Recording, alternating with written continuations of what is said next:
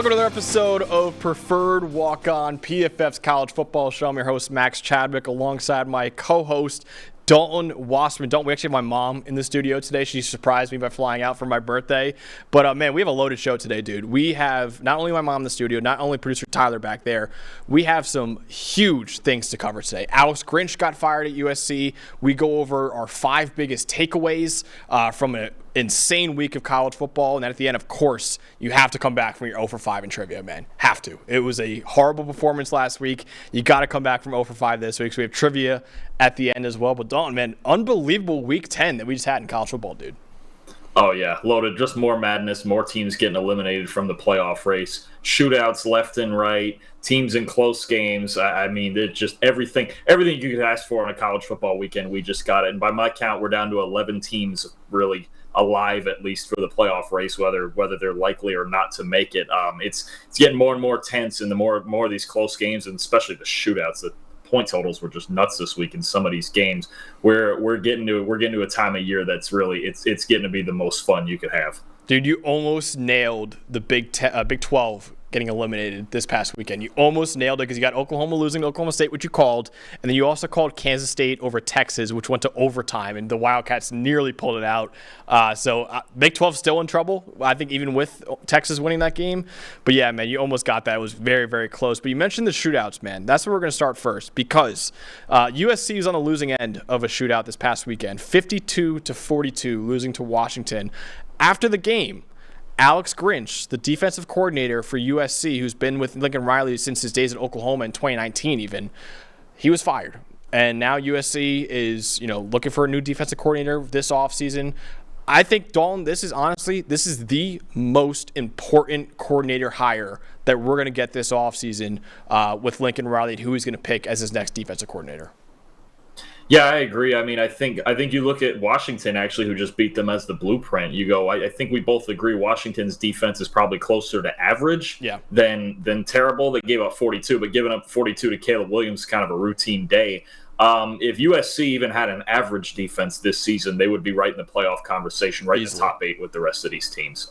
They've just it feels like a waste that they've had Caleb Williams for 2 Heisman caliber seasons and just can't get it together at all on defense. It's really, and to be honest with you, there's some people getting on Caleb Williams back this week, but he put up 42 points on the number 5 team in the country. Honestly, of their 3 losses, the only one that's really on him is the Notre Dame game. I mean, there's not really any excuses for that. He was too loose with the football, playing around under pressure like we talked about, but he's cleaned it up over the last few weeks, and he is not the reason they've lost these last 2 games. They just can't make big stops. Dude, they can. And we'll get into Caleb Williams in a second because that's one of the takes, because we each have about 5 takes each that we want to talk about after this week of college football. I have one center around Caleb Williams, and we'll talk about that in a little bit. But, yeah, man, it really is sad just to see what has happened with Caleb Williams in his career just because he has no defense. And he's putting up 40-plus points every week, which is really – that's a great day for any offense, and that should be a win for any offense. And they keep losing games after putting up 40-plus points because the defense can't stop anyone. So –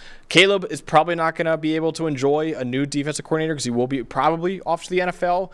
But Lincoln's got to hire a good one next year, man. Especially without Caleb Williams, you got to nail that defensive coordinator hire. So we're actually going to help him out right now. We're going to throw out a few names that we think could be really good to be the next USC defensive coordinator. And Dalton, the first one is extremely, extremely unrealistic. There's no way I think he actually leaves.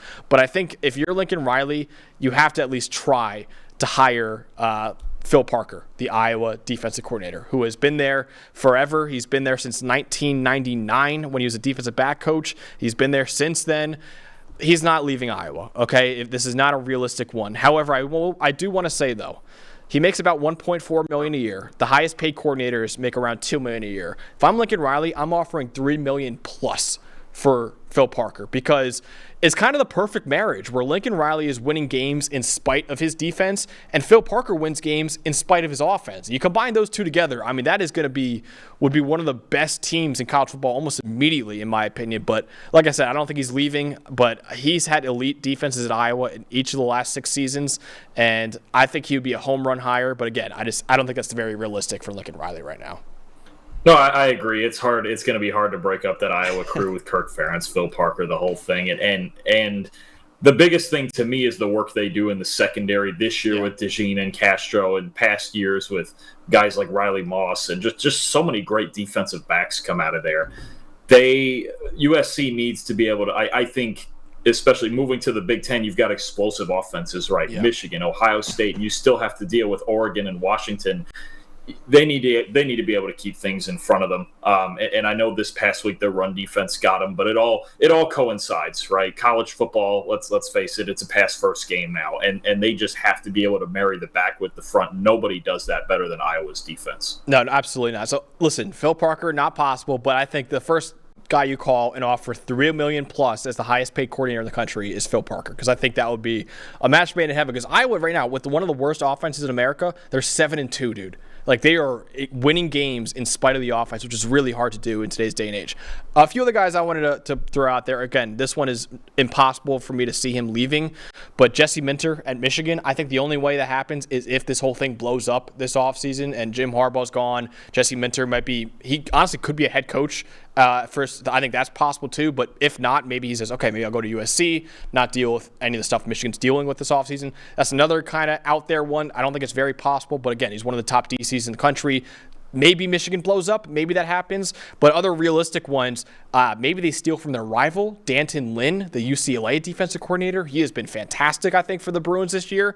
Jim Leonard, who's a defensive analyst at Illinois. He had a great defensive coordinator at Wisconsin, was a really good head coach there for a little bit too. Another guy I want to throw out was Ron English from Louisville, who's had a really good defense at Louisville this year as well. That's really the reason why they're 8-1 right now, is that defense has been unbelievable. But out of those names, out of like Jesse Minter, who again is not very realistic, but Dalton, Jim Leonard, Ron English, is there anyone there that you kind of think, oh, that would actually be a really good hire for Lincoln Riley?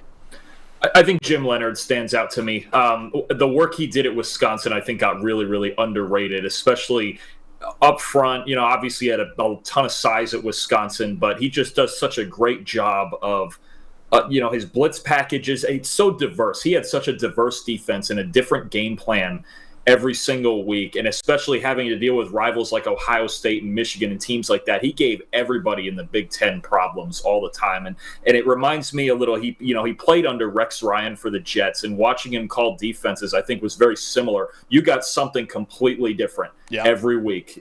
Game plan specific. I think that's a big asset. Sometimes you have certain defensive coordinators who like to kind of use their foundational stuff 90% of the time and kind of sit in the same couple of defenses. Jim Leonard was not like that. He's kind of taken, I think, the defensive play calling a lot from Rex, where it's just different. The blitz packages, the stunts, the fronts, just everything just changes constantly. It's like, I don't want to say it's this like amoeba, but every week the game plans were spectacular at Wisconsin, and their defense was really, for the last few years when he was there, the driving force of their success. Yeah, I would love Jim Leonard, and he's not even a defensive coordinator right now. He's only a defensive analyst at Illinois, so I think he would be open to that job for sure. And I think that's honestly would be a very enticing job for a lot of defensive coaches, just looking at, hey, I know the offense I have is going to put up 40-plus points. Like, if I could really have some success here running this defense. And I think Lincoln, honestly, I think he maybe had his hands a little bit too much in the defense, where cared a lot about getting turnovers. I think whoever Lincoln hires, man, just let him run the defense. Just let him take over. Don't even worry about that side of the ball.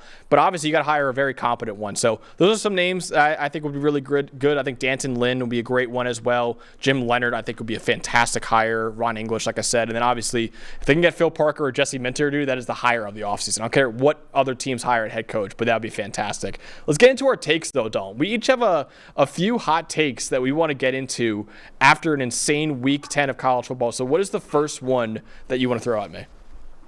I think the one that sticks out to me the most, right? The overarching theme of this year is Georgia going for the three-peat, and I think all season, even if we expected Alabama to make the SEC title game and face them, I think we've expected all year that Georgia's still kind of favored, right? Where it's like Georgia and then Bama. Yeah, I'm not so sure that's the case. I was questioning against LSU if Alabama would come in and play a complete football game.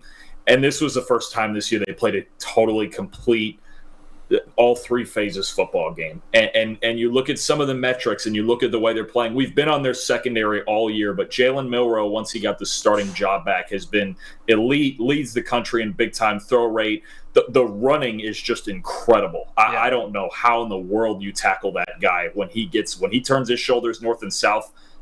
That's a nightmare waiting to happen. He's a big play waiting to happen. And I think Alabama and Georgia are a lot more even than people think. Right now, the way Bama's playing, if they're going to play like they just played against LSU, I'm actually, let's say if they played tomorrow, I am not sure who I would pick in a Georgia-Alabama game right now. Dude, neither would I. That actually leads perfectly into one of my takes. Jalen Milroe will enter next season as the Heisman favorite going into the year. He has been unfreaking believable. And Dalton, right when we started the show together, we were talking about how Alabama's quarterback situation is a mess, and we don't know who gets that job. We both did say Jalen Milroe deserves the job, but we didn't feel good about it. Like, we were saying, okay, he's going to play the way he's playing right now. He had 220 passing yards, 155 rushing yards, 4 rushing touchdowns against LSU, 84.9 grade on the day. What he's done since he got benched, dude, is incredible. He's a 90.3 grade since getting benched, which is 5th among all quarterbacks in the country. You see right there, like you mentioned before, he leads the country in big-time throw rate, tied for 3rd in rushing touchdowns this year. And a reason why I also think he's going to be next year's Heisman favorite going into the season, we're about to lose every top quarterback pretty much in college football. Caleb Williams is going to be gone. Drake May, Michael Penix Jr., Bo Nix, Jaden Daniels, J.J. McCarthy, Jordan Travis. They're pretty much all going to be gone after this season. I think you look at the Heisman favorites next year, you got Jalen Milroe, you got Carson Beck, who we'll talk about in a little bit as well. Shedeur Sanders, maybe, if Colorado gets together. But with Jalen Milroe, he's going to have another really good team next year, obviously at Alabama. With what he could do as a runner, what he could do as a passer, man, I think he is probably going to be your betting favorite to win the Heisman Trophy going into next season. Yeah, I think the big thing is the dual threat part of it. You got a guy, I'm not sure where he's at in rushing yards right now, but he can go a full season with 1,000 rushing yards. It's just insane. The dual threat, the big plays, he could lead the nation in total touchdowns. It wouldn't shock me at all. And I think as he gets more comfortable, and if Alabama can surround him with a couple more weapons at receiver, obviously Burton's their number one, but if they just get a few more weapons on the outside that can really help him distribute the ball underneath all the deep balls, they're going to be as dangerous as ever. They're starting to fire on all cylinders, and Milroe, I could absolutely see a scenario, I'm with you, where he leads the nation in total touchdowns and is in that race for sure. Yeah, definitely. With everyone leaving, dude, I definitely think him, Carson Beck, and others like Shedeur Sanders will be in it. But I think right now, if I had to make a pick as to who the favorite will be next year, I think it will be Jalen Milroe. But what's another take that you want to throw at me, Dalton?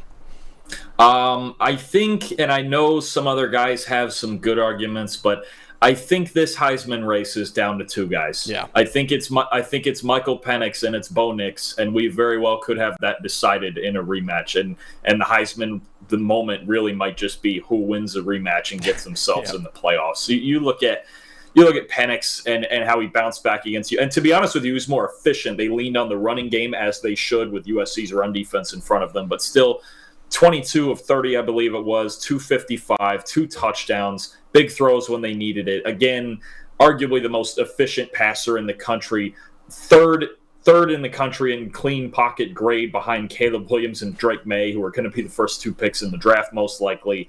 And then Nix is just incredible. They put up another 63 points on Cal. He's just been raging hot. He's the best quarterback in the country under pressure. And yet he's the least pressured QB in the country. He's clean all the time, and even when he's not, he's making things happen, right? He's got an 89.9 grade under pressure, right? Ooh. There's only 2 other quarterbacks in the country at an 80, and they're barely at an 80, which is insane. But the combination, if he's going to play like that on the rare occasion when he's pressured, because I'm going to throw a second thing at you. Their offensive line is doing historic things in pass protection. Now, he gets rid of the ball reasonably quickly, but they have the best pass protection grade of any Power 5 team in the last 5 years. Wow. All right. And I looked at their pressure rate, okay? They're giving up a 9.4% pressure rate, okay, which is already on the surface, it's laughably good, right? I went back and looked at this since we've been doing this in 2014, right?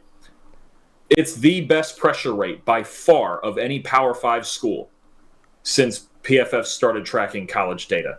Okay, and usually the leader every year hovers right around like 13%. Yeah. Okay, Oregon's at 9.4. You just can't even touch Bo Nix. There's center Jackson Powers Johnson, who we've been over before. Best pass pro grade of any Power 5 center. Stephen Jones, their right guard, leads all right guards. Yep. In the I think leads all guards in the Power 5 actually in pass protection as well. What they have going, the combination of their offensive line and Bo Nix right now, he's basically untouchable. It's insane, and it's going to allow him possibly to win this Heisman Trophy. Dude, that's another. That literally was one of my takes too. The Pac-12 championship game is deciding not only the Pac-12 champion, not only probably a college football playoff team. It's deciding who wins the Stiff Arm Trophy. It decides who wins the Heisman Trophy. I think it really is down to those two. Those numbers for that offensive lineman are insane. That's crazy. Johnny Cornelius, another left tackle transfer from Rhode Island. He was a very, very coveted transfer portal guy. He's playing really well, too, for them this year. I mean, that offensive line is fantastic. That pressure grade 89, man, is wild because I think Caleb led the country last year with an 85 grade, and that was insane. And he won the Heisman off of that, basically, just how ridiculous that is. And Bo Nix is doing that, man. It's insane. Bo Nix also leads the nation in passing grade. Penix leads the nation in passing yards. Bo Nix leads in adjusted completion rate as well, which is basically your completion percentage plus any drops your receivers has. So he's completing about 85%. He's basically putting on his receiver 85% of the time, which is nuts. That leads the country. Michael Penix Jr., man, having a great year. Bo Nix having a great year. And then, unfortunately, I mean, really, if you're asking me who deserves it the most, Jaden Daniels is probably up there, but he lost 3 games. Like, it's really going to be tough for him to win with 3 losses on the season, even though he might deserve it. Jason McCarthy is another guy a lot of people are putting in there. Again, he's playing lights out football right now, but he's getting benched in the third quarter every single time. Like, he's not going to have the raw numbers that I think Heisman voters will look for. We won't look at that, obviously. We will look at how well you're playing just when you're out there. But Jason McCarthy, in terms of the grand scope and who actually is voting for this trophy, they're going to look at the raw numbers. And the raw numbers right now point to Michael Penix Jr., they point to Bo Nix, and they're both going to be on a collision course, basically, for the college football playoff in that Pac-12 championship game, most likely. So, yeah, I love that take. It's one I completely agree with as well. I'll get into one of mine, I guess, then. One of my other takes is another Heisman take. Carson Beck is a top 5 or 6. I'd be okay with 6 Heisman candidate right now, man. What he is doing this year is he's the most underrated quarterback in college football, in my opinion. He's right now 7th in grade. He is 5th in adjusted completion rate, right around 81%. So Bo Nix is 85%, leads the country. Carson Beck's at 81%. He's doing this without his best player in Brock Bowers in each of the last 2 games. And they got a big one that's coming up this weekend in Ole Miss. Brock probably isn't going to play in that one either. I mean, if he keeps winning like this, man, he keeps letting it up. I mean, I think he probably will be maybe going to New York. If Stetson Bennett can get to New York, Carson Beck's probably putting up a better year than Stetson Bennett did last year. And I think he's a guy that not a lot of people are talking about right now, but he has been fantastic. And again, I mentioned Jalen Moreau being the favorite going into next year. Beck is probably going to be either number 2 or number 3, man, because of how well he's played this season. He gets it out lightning quick. He leads the Power 5 in average time to throw. I mean, he just is such a sound quarterback for Kirby Smart right now. And you can make an argument. It's weird because Stetson Bennett won 2 national championships, but I think this is an upgrade, honestly, over Stetson Bennett, what he's been doing this year. Yeah, I mean, Beck looks more like the classic pocket quarterback, and I use the best word there is sound. I had a chance to do a real deep dive on this Georgia-Missouri game, and the one thing I came away with, Beck is just – he's not as flashy as Penix or Nix or Caleb Williams or any of those guys. He just does not screw anything up. No. The ball is never, ever in danger, and right now it fits this Georgia team so well. Lean on the run game a bit, lean on McConkey, and love it, and just don't give games away because they are still more talented. Just straight up, they will beat out of the 133 teams in college football, they will beat about 127 of them just on talent, just because they're better than them, right? It's just he complements it so well. Bennett moved a little more. He was a little more involved in the run game, some bootlegs, even some things like that. And Beck is more of the classic pocket quarterback. To me, honestly, I watch him And it's not the flashiest thing ever, but he kind of looks like, for as much as we talk about the top of the draft, Carson Beck looks like an NFL quarterback. It does. Yeah. I don't think he looks. He's probably a tiny bit more athletic, but I don't think he looks all that different than somebody like, say, Mac Jones. Yeah. Right? Just classic pocket quarterback. Get rid of the football, make the right decisions, don't turn it over. His I think it's a 1.5% turnover-worthy play rate is like 8th best in the country. Yeah. The ball's just never in danger. It's so hard to turn Georgia over, mostly because Beck just doesn't put it in dangerous spots. Yeah, absolutely. So what is another take that you have, Dalton, you want to throw out, May? Well, I already I don't know if it's stale because I kind of did this last week picking against them, but I got a side eye on Texas a little bit right now. I know Kansas State's a very good football team. They are, and we went over that in the preview last week. But there are, so I told you there's 11 teams really still alive. They have at least a pulse for the playoff. That includes like Penn State and Ole Miss, who have really tough games this week, and Texas, their underneath metrics. When you talk about the teams that we think are more unlikely out of those 11, say like Penn State or Louisville, even, let's say, right? Easy. Louisville out of the 11, everybody would probably go, well, yeah, they're the worst of the 11, right? But a lot of the underneath metrics for Texas have them closer to those teams in the bottom third of that than to the teams like Michigan and Georgia and Bama and Oregon, right? The coverage unit since week 5 is the 11th worst in the Power 5. And the BYU game was really the only game where they played well. Since week 6, their offense is 40th in total grading, and their defense is 51st. Texas, for several weeks now, has played like something closer to a good team than a playoff caliber team. And obviously the last 2 weeks they've had a backup quarterback in there. And Murphy, he got off to a hot start in the first quarter, but then he started putting the ball in danger. That the overthrown screen that really turned the game around. You can't have those. They're getting by kind of on grit. Let's be real. If Kansas State's field goal unit executes the way they should have, Kansas State should have won that game. Yeah. You have a botched extra point, which I really thought I could argue is the biggest play of the game. That extra point would have put K-State ahead that late in the game. Tied or down 1, that's a whole different animal.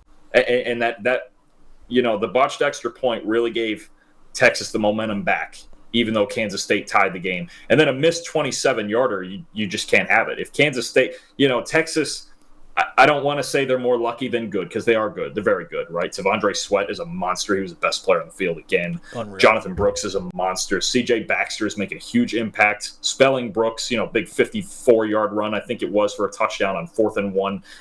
But they're really grinding. It's getting to be a grind for Texas. And I think the biggest worry for me is basically the 5 games this year where they've played teams with reasonably good passing games, they've struggled. And the games they've dominated are against teams that they just struggle in the passing game, right? You think about BYU's not real explosive, or they played Rice early in Wyoming earlier in the year.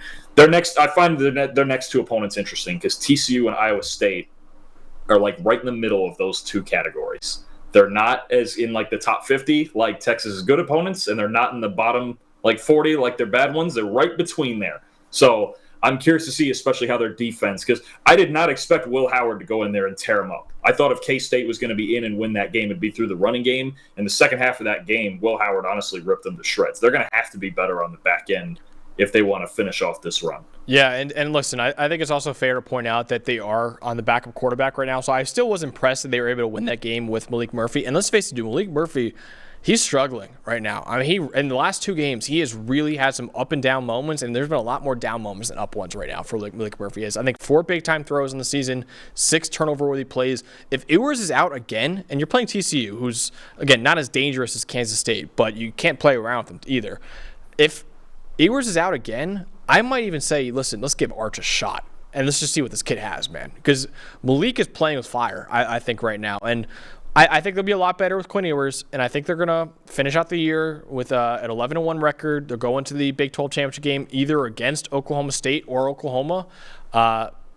It's tough, man. It's tough for me to say if they're going to be a playoff team, because, like, I think that Oklahoma loss, it's weird for Texas fans to root for Oklahoma, but they should have been, because you want Oklahoma as good as possible when you play them in the rematch, and then when you beat them, it looks even better for you. Oklahoma losing, man, it's like, okay, now you're beating a 2-loss Oklahoma State or Oklahoma team.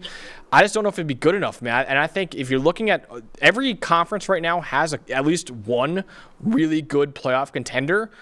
I think the Big 12, obviously there's 5 Power 5 conferences. I think the Big 12 will be this conference that's left out at the end of the day. Because it's going to be tough for Texas, man. Even if they go 12-1, I just don't know if that'll be enough for them to get into the college football playoff over some other teams. Yeah, it's a hard one. And I just think at 12-1, they're going to have some argument, because you're going to, it's very possible you could sneak in there at 4. It depends on if Florida State runs the table, right. What happens between Washington and Oregon. Michigan, Ohio State, we've talked about scenarios. What if Michigan does lose to Ohio State? Do they even deserve to be in? Right now, it's that old eye test versus resume thing, and they won at Bama, which does look better and better every week. But Texas, you look at, again, out of these 11 teams right now, they're only playing like maybe the 8th or 9th best among them. And I wonder when we talk about, when there's some numbers and things that say, Texas has the easiest road. Well, maybe, but are they prepared still? These are good teams. TCU's a threat, right? They're not great, but they're a threat. At Iowa State is not going to be easy. Iowa State's playing well this year. Yeah, they're playing really well right now. Absolutely. And then you get to the Big 12 title game. Look, Oklahoma already beat them once. They got Oklahoma State. We've talked about Ollie Gordon. It's just an absolute monster. They're going to still have to beat at least 2 really good teams. And honestly, Texas Tech is a rivalry game, and they're frisky sometimes. They almost beat Oregon. Yep. These teams are not non-threats, right? I think BYU, with Texas having such a big advantage in the trenches, was kind of a non-threat. They got through that one. I think it was 35-6.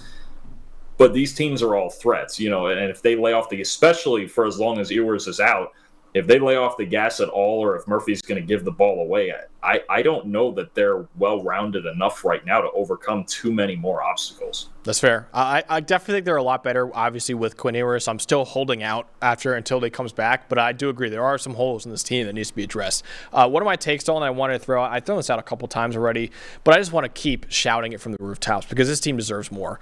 It is an abomination what is happening to James Madison right now. An abomination. I have James Madison. You can check out my rankings at pff.com tomorrow. I have them number 12 right now. They're 9-0 on the season. I think this should be the clear favorite to be the Group of 5 team that goes to a New Year's Six Bowl, even above Tulane. I love what the Green Wave done this year, and obviously their only loss is to Ole Miss. But I think what James Madison has done, they're beating some good teams, man. I know it's the Sun Belt, but Troy is a really good team. James Madison beat them.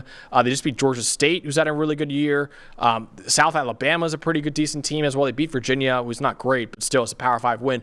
I think what James Madison is doing, man, is unbelievable. And Air Force obviously losing this past weekend, that kills their season, basically.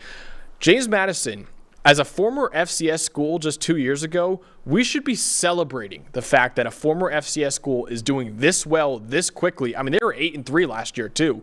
Instead, we're punishing them for being a former FCS school because obviously that rule is if you move up a division, you can't participate in the postseason for your first 2 years. And that's kind of a rule that's outdated, in my opinion. Is also prohibiting teams. The meaning of it and why they have it in place is to prohibit teams from moving up when they're not ready, basically. James Madison has been ready for years now, man. They were 8-3 last year, like I said.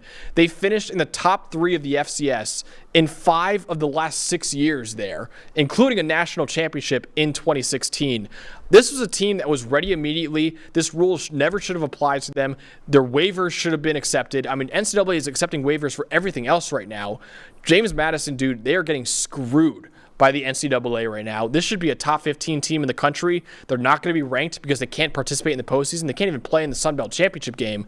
I think it's an abomination that this is a team that should be a New Year's Six Bowl team most likely, and they can't even play in any bowl game or even the conference championship game because of a stupid rule. Yeah, and I think you're right. It is outdated, and I think the best thing you said there is that they would be, especially obviously they're undefeated, but they would be ahead of Tulane in the rankings right now if they were allowed to be. Yeah. Tulane's really been skidding by. They only beat East Carolina 13-10 this week. They've been skidding by for several weeks, and James Madison clearly the best group of 5 team. Their defense is incredible. I know last week I checked. I'm not sure if it still holds. They have the number 1 run defense in the country. Yeah. Jalen Green, it's really sad with Jalen Green because they're saying he tore his ACL this past weekend, and he was leading the nation 15.5 sacks. He just and pressures unreal. Too. Yeah, leads the nation unreal. Pressures. He was crazy. What Green and their front 7 has been doing. So, it really doesn't make any sense because nowadays it's so hard, barring like realignment and all sorts of weird things, for an FCS school to move up. We've seen several of them in the last few years, and a lot of them have had success right away. I mean, especially you look at Liberty, what they've been doing. You look, Coastal Carolina is still a relatively new FBS program. James Madison now. It really doesn't make a whole lot of sense. I don't. Why 2 years? I just don't. There are FCS schools. There are several, probably a dozen more FCS schools currently that they could compete in the FBS, easily, in the Sun Belt, in the Mountain West. It's the parity doesn't just, it's not just at the very top when we talk about the top 10 or 12. FCS football, and we analyze that too, the grades. We have the grades up in Premium Stats too. Subscribe to it and you can see those also. FCS football is getting better. The top end of FCS, you look, Jacksonville State, they're another one. Yep. They're another one. They played a decent game with South Carolina. I believe they're 7-3 so far. 7-2, 7-3. I mean, they're just, you've got teams that can move up. These teams have talent, and to just hold them out just because basically it's not really a good reason. It doesn't matter. You're right. James Madison would absolutely be the New Year's 6 Group of 5 team. Dude, it's just like, and so I tweeted it out about like how it's an abomination or whatever, and a lot of James Madison fans were very happy with that tweet. There are a lot of people too, I think a lot of Virginia fans who obviously rivals with James Madison because they're in the same state, were applying like, oh, well, they knew the rule when they signed up. It's like, dude, yeah, true, but also like the rule doesn't mean the rule is not stupid. Like, it doesn't mean the rule is like should not be. Also, again, they applied for a waiver and it was denied. It was like, why? Why would you deny that? And the whole point of the rule is to, prohibit teams from moving up that aren't ready for it. Dude, this team is ready. This team is like well above ready to make a move, and they're showing it, man. They were 8-3 last year. They're 9-0 this year, and it's like, oh, too bad, man. Sorry. Once you play your last regular season game, that's game over for you. I mean, do you know a New Year's 6 bowl for James Madison, how massive that would be for the program? I don't know. They might not get another opportunity like this. We'll see what happens in the future, man. But they might not get another opportunity to play in a New Year's 6 bowl. So to take it away from them now for a stupid rule is, I think, awful. But what is another take, Dalton, that you have that you want to throw out? Just want to tack on the last thing there is that the transfer portal applies to the FCS as well. These kids jump to and from FCS schools all the time. I believe is Jordan McLeod their quarterback? Is that right? I think so. Yeah. Former USF quarterback, and I believe Arizona after that, who was just trying to find a place, to find some consistent playing time. The transfer portal applies too. Kids can go to and from FCS schools as well, and they. And they've taken advantage of some of that too, So it's, I believe last year they had, I want to say it was Todd Centeio, who used to be at Colorado State. Awesome. These are just guys. Sometimes you just find the right fit, and the FCS, they're getting FBS talent to move down, guys who can't find playing time and things of that nature. The same way we see at the top level. It actually transitions well into another team that uses the transfer portal really well. I want to talk about Florida State for a second. Mm-hmm. I told you last week when the rankings came out, I had no idea how the rankings were really sorted at the end of the day because they did resume and eye test and all this. And I told you Florida State, if you're going on resume, probably should have been number 2. Right. Okay. I've had some people come to me and be like, what is their deal? Like, what is their deal with they're always messing around early in games. They're always playing closer games than they should. And then this week with Pitt, the game was tight for like the first half, right? Couple of things. I think they knew, okay, Keon Coleman's banged up, Johnny Wilson's banged up. These are your 2 big guns, right? These are the guys that are going to get you there, right? You're playing Pitt, okay? Pitt's the worst team in the ACC right now. Yeah, they are. All right. If Florida State can't beat Pitt even without those guys, they have bigger problems, right? They still beat them 24-7. And at the end of the day, in the second half, they were clearly the better team, all right? They were down early. I get it. Florida State, they're very. It's weird. They're consistent and yet they're not. I'm gonna throw something at you. Their offense, especially. I was trying to find does Jordan Travis he's not the Heisman race, I guess, but he's also definitely a top 10 quarterback. Yeah. And I look across the board and I go, there's not really any flaws. He's so darn consistent across the clean pressure, play action, not blitz, not whatever. I'm just trying to find something. And the one thing maybe that I think is fooling people with Florida State, and I think this just shows you how good they are compared to the rest of the ACC. So their offense right now, in the first half of games, is ranked in the low 40s in offensive grade. The second half of games, tied for second best with Georgia.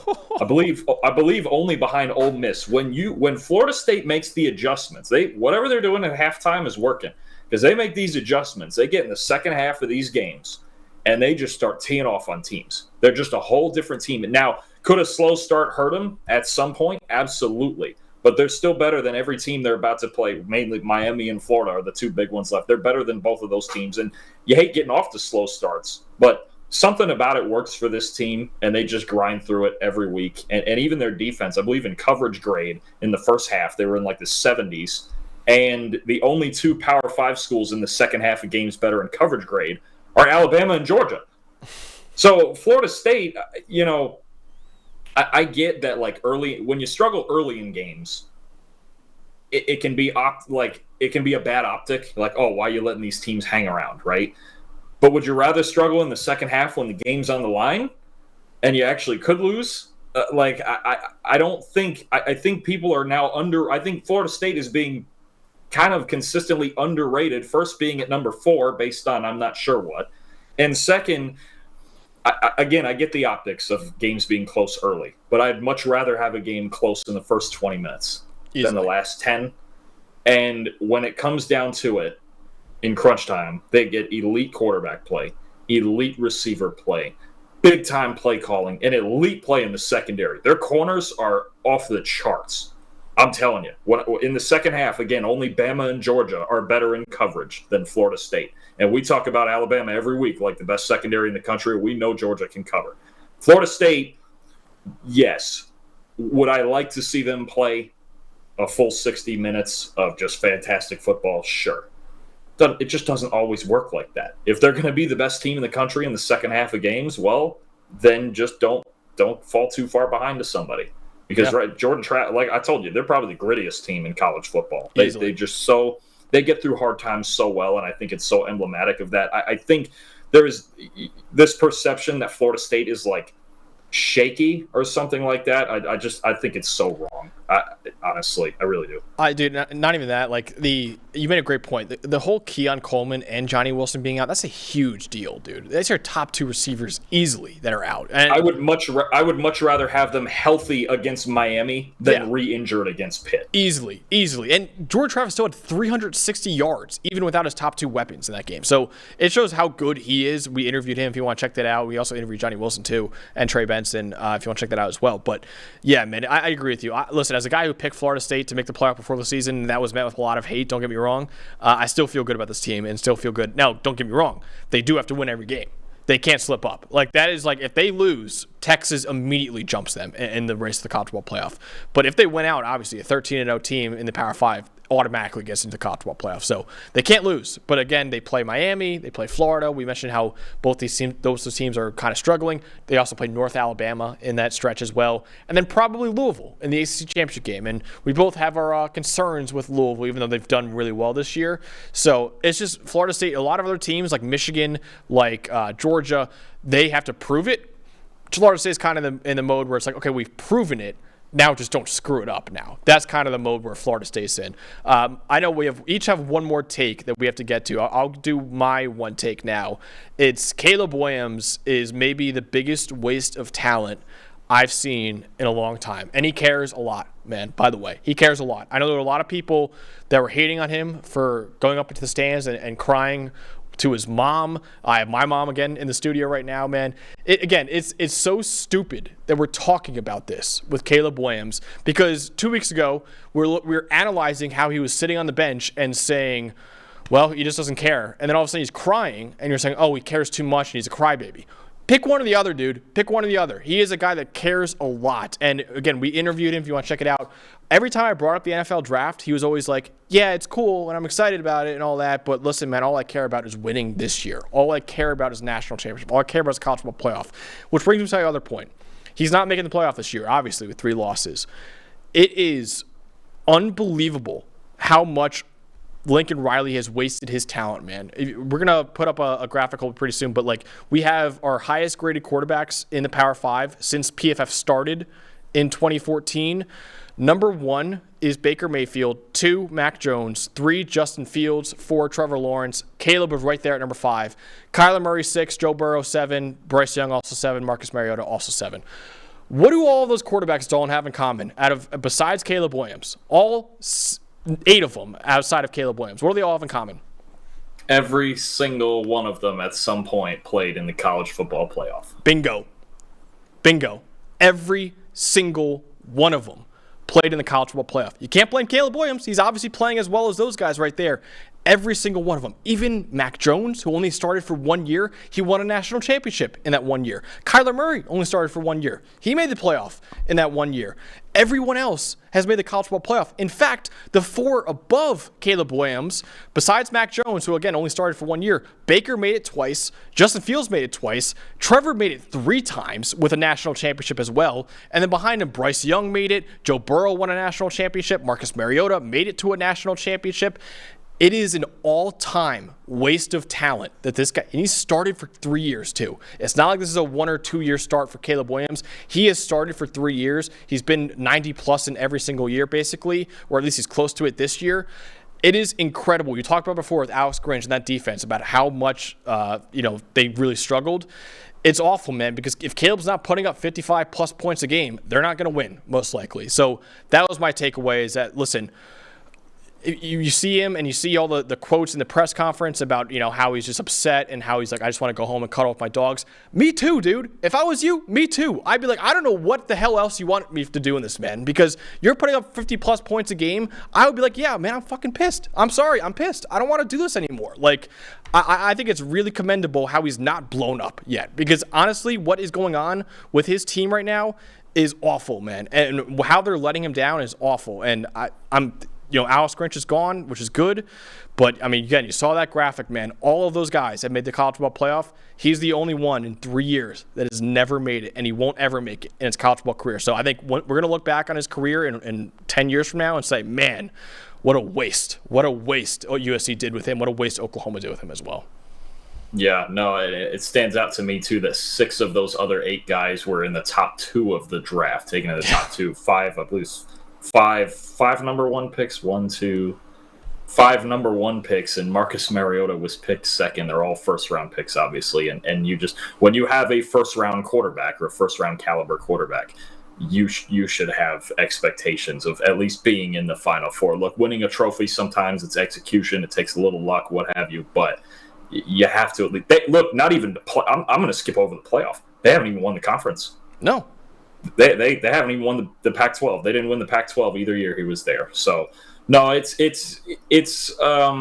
I think on Caleb and all the emotions and all that, I just think no other player in the country would get scrutinized like that. It's just because he's going to be the number 1 pick. Yeah. And if that guy didn't care about football, he just wouldn't have played this year. He would have gone number 1 last year if he was eligible. Easily.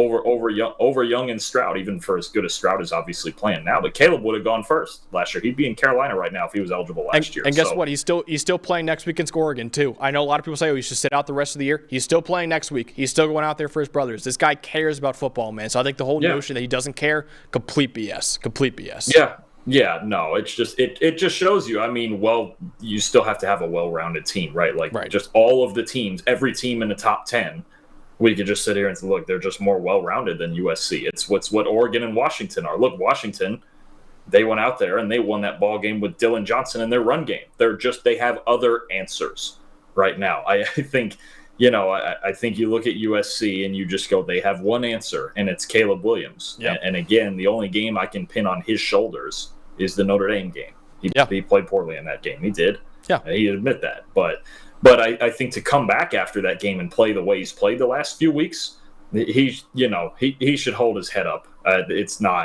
It's been made very clear, obviously, with the firing of Grinch, and the numbers have been saying it all year. Their defense has just been a problem all season. Yeah, absolutely. So what's the last take that you want to throw out there? I got a quick one. I don't really have any analytics behind this. It's just something I was thinking about watching the game.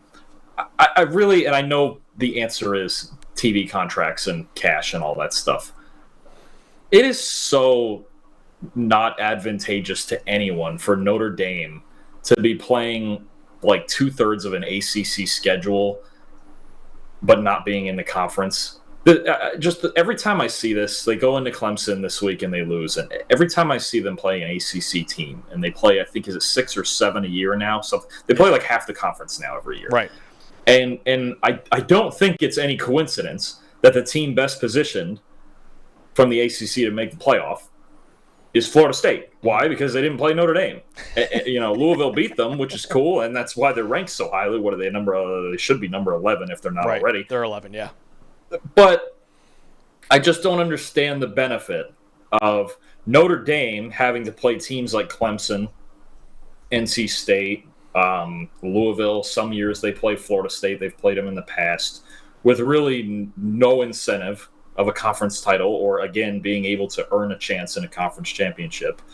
And honestly, why in the world, if I'm one of these ACC teams, do I want to play Notre Dame, who's perpetually in the top 15 to 20, yep, as some sort of like pseudo obligation, non-conference? Because otherwise, my only other thing, I'd be like, okay, then I'm just not going to schedule any other non-conference game.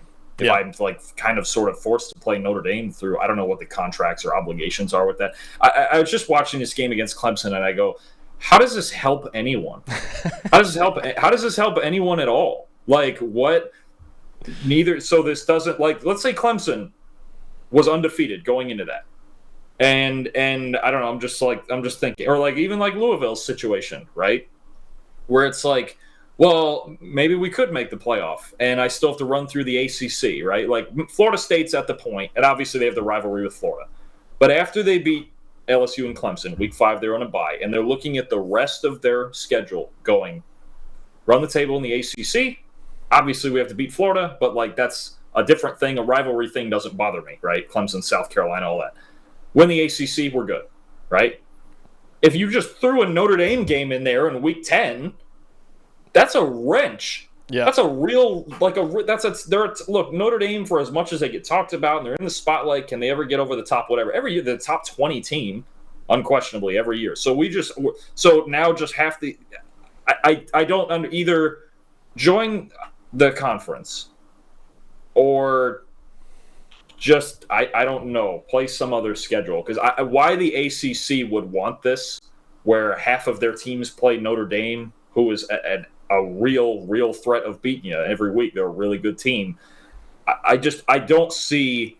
Now, obviously, Dabo likes beating Notre Dame because he can have all the radio callers getting off his back or whatever. But I just don't. I don't understand. Can you give me any reason this benefits anybody with Notre Dame still not in the conference and then playing 6 or 7 ACC games a year? I guess it's just ratings. I think that's why most of them do, is just ratings. Because I mean, Notre Dame, obviously they have the NBC contract. They won't ever get rid of that because of how much money they make off that. But yeah, it does. It's weird. It sucks that that's what it is. And Notre Dame is an ACC member in every other sport. I mean, college basketball's tipping off tonight, and they're a member of the ACC in that. Is every sport but football. They're independent. And again, I think once we start getting into expanded playoff and all that, Notre Dame might be forced to, in all the realignment, Notre Dame might be forced to make a move. And I think the Big Ten honestly might be a move they try to make, get into that conference, with Big Ten and SEC kind of being the last two standing. It feels like we're kind of getting to that point eventually. But yeah, I agree with you, man. It is kind of weird just being like they play 6 ACC games a year and they're not in the ACC. So it's like it is definitely a very, very weird thing to see. But I don't think it's changing anytime soon with the amount of money they get from NBC. I just think I get that, but I think I don't see how they couldn't work through that anyway, right? Like their game against Duke was on ABC, the game against Louisville was on ABC, ESPN, something. So I mean, the two big games really that were on NBC were the Ohio State game and the USC game. Mm-hmm. I mean, that's cool. I mean, just cut a deal, do something here, because I just don't think it's a competitive advantage to anybody at all. And Notre Dame, because I think isn't their current deal, isn't it like if they win 10 games, they're like automatically in a New Year's Six? It's like something like that. Yeah, something like that. Yeah, it's like Notre. I think it's like if Notre Dame, there's like a specific Notre Dame clause or something where if they go 10-2, they get a New Year's Six game. Yeah, or something. It's like something like that because they're not Group of Five. They're considered Power Five, but they're independent. They're the only one like that. And I go, how does this help you trying to get to 10-2, going to Clemson? Wake Forest this year they're bad, but in the past years they were good. NC State's generally a pretty good team. Duke is a good team at Duke, at Louisville. How does this help Notre Dame at all in a competitive advantage sense? Even if their goal is, all right, 10-2 New Year's Six, cool. Yeah. And honestly, it's so much harder to run the table. Yeah. Look how hard it is to run the table on top of them playing USC, playing Ohio State. They used to play Michigan every year. Honestly, you look at their schedule and you go, on what planet did they think, just on the schedule, I'm not even talking about the quality of the team. They're a really good team, top 15, whatever. On what planet are they going to run the table playing these massive out-of-conference games and playing they played Clemson, Duke, and Louisville all on the road. Yeah. Dude, and what on their schedule alone, I probably could have eliminated them before the season. Because we talked about it. But they played 8 straight games without a bye week. And they played in Ireland, and they played 8 straight games. 4 of them were against top 25 teams at night in a row. They had, so it was that again. Their schedule maker screwed them this year. I think that's a big reason why they are where they are right now. Another point I want to make on that point that you made though is that listen, they have to go basically 12-0 to make the playoff because they don't have a conference championship game to compete in. So if they're 11-1. They could be on the outside looking in against a 12-1 team. Now, it won't matter as much next year with a 12-team playoff. They'll have much more opportunities to lose 2 games and still make it. But, yeah, they do have that's a disadvantage, too, is that they don't get a conference championship game to be able to play in, even if they are good enough to play in that. So, yeah, I always wanted to see Notre Dame in a conference. It's just the money in NBC. They're not going to give that up until they really need to.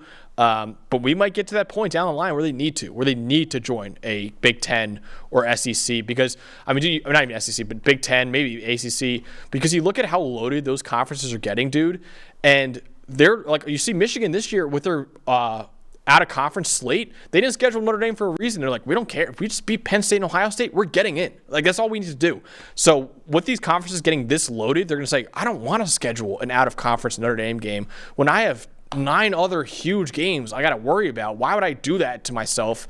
So, again, Notre Dame might be in the boat where it's like, oh, okay, we have to join a conference to make sure we get enough quality games on the schedule eventually. I don't think it'll be an issue for a while, but I think eventually it could become an issue down the line. But before we go, we have to, of course, get to our trivia. Dalton had a 0 for 5 performance last week. I wasn't too much better. I think I only did 2 for 5, but at least I didn't go 0 for. Dalton, how nervous are you, dude, going into this week's trivia? I'm really not. I'm kind of just still annoyed because 4 of those 5 I had it narrowed down. I had the 50-50 Who Wants to Be a Millionaire thing, if that still exists. It annoys me more that I was close and I was on the right track. That always bothers me. Yeah, you had 4 of these. Wow, if I would just go with my gut for once in my life instead of trying to think about it so hard, I would have had 4 out of 5. So it's just that close. You were between. At the end of the day, the results are the results. You were between 2 answers on 4 of them, and the other answer is always the right one that you didn't pick. So it was actually unbelievable. So you didn't perform that bad. You just always chose the wrong one. We'll see how you do this week, though. So let's get to our first question that we have for trivia. So blank leads all Power 5 quarterbacks with 7 rushing touchdowns of 10-plus yards this season. You got Jalen Moreau from Alabama, Caleb Williams from USC, Kyron Jones from Virginia Tech, and then Thomas Castellanos from Boston College. Tyler made these questions, so I don't know if Tyler is playing the reverse psychology game, Dalton, like Eli does with us, because I know the Caleb picture is right there. I'm going to let you go first. I don't want to get in your head. I want you to go through this yourself. You get to pick your answer, and then I'll go with mine afterwards. I'm actually just going to go with the obvious here and just say Milroe. Okay, Jalen Moreau. I think that's who I was going to go with too. I think it is Jalen. I'm going with. He's just so explosive. Yeah, I'm going to say Jalen Moreau. Also, I mentioned before he has 9 rushing touchdowns in the season, so it probably a good amount of them were 10-plus yards. So let's get the final answer. Both of us going with Jalen Moreau as the final answer. And it was Jalen Moreau. He's an absolute burner. That was probably the easiest one we've had since we started doing this. Dawn, you just honestly, I think Dave so far, who makes these questions, I think he knows how much you were struggling. He's like, listen, I got to throw up one. Sometimes, in basketball, you just got to get one layup. Just make sure or like a quarterback, complete one screen pass. The feel good completion. Is that what I'm getting here? Well, here's the other thing, too. I thought about him again last week, and I'm starting to wonder if he's leaning in on answers that are relevant to games we're going to be doing later in the week. Although I don't think we're doing Bama this week. No, we're not. They're playing Kentucky this week. We're definitely not. No. We made an agreement. We're not we got some better ones to do. Okay. Well, what Milroe was relevant to the past week is did he run for 3 or 4 touchdowns? He had 4 rushing touchdowns against LSU, so at least one of them was 10 plus. So he probably had half of those 7 in the one game. Yeah. So yeah, all right, that was probably okay. All right, okay, you got your feel good completions out of the way. Here we go. You threw 3 picks last week. They just want you to complete a screen pass, and let's get this thing rolling again. All right, question number 2. Blank leads the Power 5 with 22 rushes, gaining 20-plus yards this season. So which team has the most 20-plus yards rushing plays in the Power 5? USC, Kansas State, Oklahoma State, or UCF are the answers. I'm going to say Oklahoma State, dude. I think this is the. Well, I think didn't we had a similar one last week because last week I think it was at 10-plus yard runs, and wasn't it Kansas State with that? No, it was. Wasn't it a player one? It might have been Marshawn Lloyd, wasn't it? Oh, I think you're right. I think it was Marshawn Lloyd because then I went away from it and I shouldn't have. Is it USC again because of Marshawn Lloyd? Plus, it's Caleb too. You got to count Caleb in that. Oh, damn. I might be talking myself out. All right. I'm caught between 2 now. Are you between Oklahoma State then, too, or no? Yeah. Okay. Yeah. That's what I am, too. But I don't know that he had any 20-pluses this week. Yeah, he kind of just grinded. And to be honest with you, they would all be him. Yeah, because it's not Alan Bowman. I'll let you go first. I'll pick the opposite one. I'm kind of leaning USC though. I think it might be USC with Marshawn Lloyd and Caleb too. It's not just running backs. I don't know that they're getting all those 20s though. And it was Marshawn Lloyd for the 10s. I'm going to say Oklahoma State. I'm going to ride the Ollie Gordon train. All right, I'm going USC. Walker, Ollie Gordon train. I'm going with it. Oklahoma State. Give me the Cowboys. I got USC in this one. It's UCF. Wow. Okay, we were close. Wow. I was going to say Kansas State after that if it wasn't. Okay, that was my 4th answer. Yeah, good question. Something about John Rice Plumlee and somebody else, right? Yeah, I don't even know who the running back is. It's pretty bad, honestly. Because UCF was on. They were a part of one of the questions last week too, and I think I don't remember if I picked them, but I was tempted to. Interesting. All right, good question. All right, so we're both one for 2 now. Yeah. Yeah, we're one for 2. All right, question 3. Blank leads the Power 5 with 13 passing touchdowns off of play action this year. You got Michael Penix Jr., Jalen Moreau, Bo Nix, and Jaden Daniels are your 4 options. So the most passing touchdowns off play action. This is something I look at, but I didn't look at it today. I think it's either between Penix